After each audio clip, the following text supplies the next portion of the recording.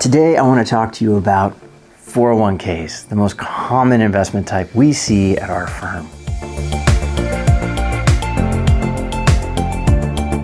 Hi, I'm Scott Frank, founder of Stone Steps Financial and certified financial planner. 401k plans are all over the place, and we see them all of the time. What are a few things you can do to make sure that your 401k is really working for you?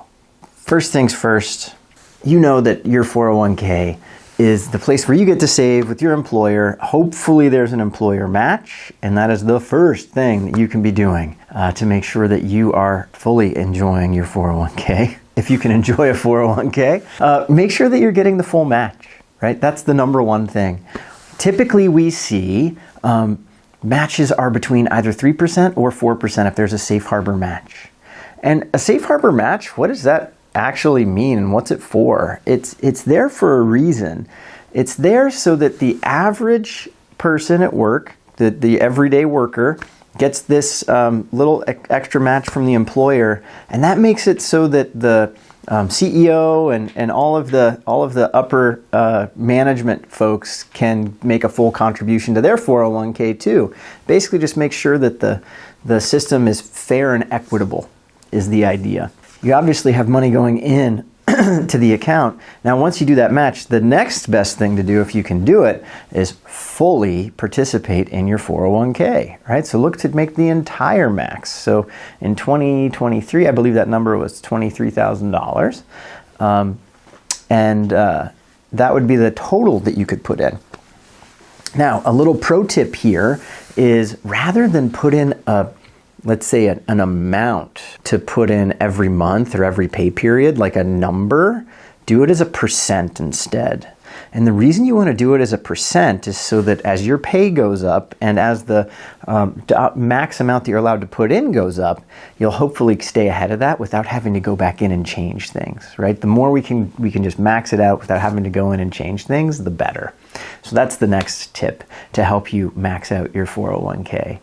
Another, and it goes back to the match, is you want to make sure that you see if your 401k has a true up. And what I mean by a true up is sometimes people will be like, I have plenty of cash at my bank account right now.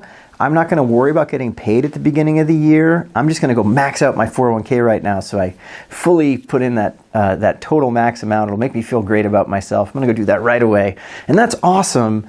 But if you don't have a true up built into the plan, what happens is maybe you make your contributions over the first quarter, the first 3 months of the year, instead of the full 12. If there's not a true up, what'll happen is that you'll only get the match for 25% of your year. So you won't get the full match for all of your income, for your salary for the whole year. So you want to make sure that exists if you're going to go accelerate your savings. That's the next thing that you can look at, right? From there, of course, you can look at what type of contribution are you going to make? So you can either make Roth contributions, or you can make so that's post-tax contributions, or you can make pre-tax contributions. Which one should I choose? Well, we've done a video before that you can go look at on to Roth or not to Roth to see which one's right for you. But ultimately, it comes down to what tax bracket are you in today, and make that choice for yourself. Right? Now, once you hit that max amount, if you're in those higher tax brackets and you have the cash flow for it, so it won't hurt you at home and you're funding all the other goals in your life, and maybe you want to accelerate retirement a little bit, you might want to see if within your plan allows for in-service Roth conversions. So that's where we can do this thing called a mega backdoor Roth, where we can say, I put in my 23 grand for the year. I'm going to go put in more now, and I'm going to convert it into a Roth inside this plan too. So we get some extra juice on that, right? So those are all things we can be doing from a contribution standpoint. Now, it also matters, what are we actually invested in? Right? That matters a lot. When we're investing, the average plan has something like 27 choices about what you can invest in. And for a lot of people, 27 choices looks really scary really fast. Don't be scared. It's okay. The first choice that you're going to make, if you make no choice at all, your company has probably already selected something called a target date fund. What's a target date fund? A target date fund is an account that allows you to invest today, and that company that made the target date fund basically chooses to invest in the US stock market and typically the international stock market and maybe the emerging market, and then probably in some bond funds too. Now, when I say markets mean that you're owning companies inside of those markets. So if you own the US stock market, you're going to own the biggest things you're going to own are going to be things like Apple and Google and Nvidia and Microsoft, right? And then you're going to go own international companies like Toyota and, Roche and, Nestle. Things like that. And then bonds are just the opposite of your mortgage. It's not quite like your mortgage, but it's kind of. So like your mortgage, you went to a banker or a bank and you said, hey, I need a mortgage. And the mortgage company looked at you and your credit score and said, cool, based on existing rates today, we're going to give you, this rate right here. And this is what you're going to pay us, and you have to pay us back over time, right? So that's the way bonds work too. It's just usually with companies and corporations and governments. And the way that works is the same thing. They go look at the company or the government, and they just say, okay, based on existing rates today, plus some spread based on how risky you are, you have to pay us back this money. And what happens there is they pay back a cash flow stream, and then at the very end of that term, they give the full dollar amount back. So if we lend $10,000 to the US government, you literally send them $10,000 and they hold that. They give you back a little bit of cash, and at the end of that term, they give you your $10,000 back. That's not nearly as risky as being in the stock market, right? So you want to have you're going to have some blend of both of those things, stocks and bonds. The closer you get to retirement, traditionally, the more we're going to have some bonds in the portfolio and not as much stocks. Now, we want stocks because stocks are basically believing in capitalism. And capitalism basically says, hey, every day everyone wakes up and goes and makes things to make a better life for ourselves and society. And by doing that, stock prices go up over time. And that's historically what we've seen.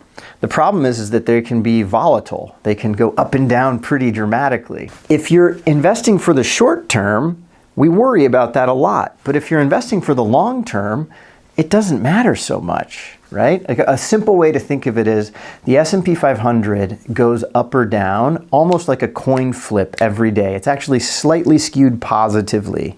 I think it's literally like 51-49, right? But if you look over a 20-year period, the stock market, the US stock market, the S&P 500 has always been up. So if we think of it like if I'm investing for 20 years, I just want to invest in a lot of stocks, right? So that's what that target date fund's doing. It's investing in almost all stocks for you. As you get older, it's going to become more and more conservative. A target date fund is essentially set it and forget it. It's like Ron Popeil way back in the day, if you remember him.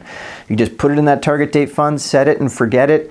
Make sure that that rate is set for what you're going to save and just let it happen. Let it play out. You're going to do really, really well. If you want to get more nuanced than that, there's going to be choices that you can make outside of target date funds.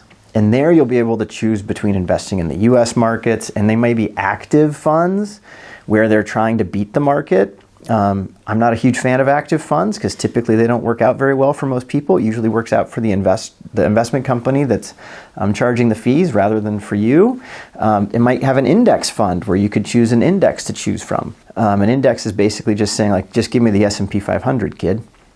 Or just give me the Russell 3000, the 3,000 largest companies in the US. So you can choose what allocations do we want to have between those things and make your own allocation. That's where sometimes it's helpful to have an advisor who understands markets helping build those things for you within portfolios. That's something we do for clients all the time. But those are the things that you want to look at from a 401k perspective. Another really important thing to look at that gets missed a lot is making sure your beneficiaries are updated correctly. right? So what does that actually mean? So inside your system, you'll go click on like beneficiaries, and it'll say like, hey, if something happens to Scott, who do these assets go to? And so I've named my wife to be the main beneficiary. And then if something happens to both of us, it goes to our trust, so that the trust passes it's just written in a way that it'll pass the assets correctly through the kids, to pass through trust. But you want to go ahead and make sure that the assets are going to get delivered correctly. So things that we'll see happen are someone gets divorced and they forget to rename the beneficiary, and then all of a sudden like something happens and someone gets assets that they didn't want to get assets. Like, these are things that matter. So just go look at that and make sure everything's okay. Those are the biggest things to look at from a 401k standpoint. I really hope this was beneficial for you, and look forward to getting your feedback. Have a great day.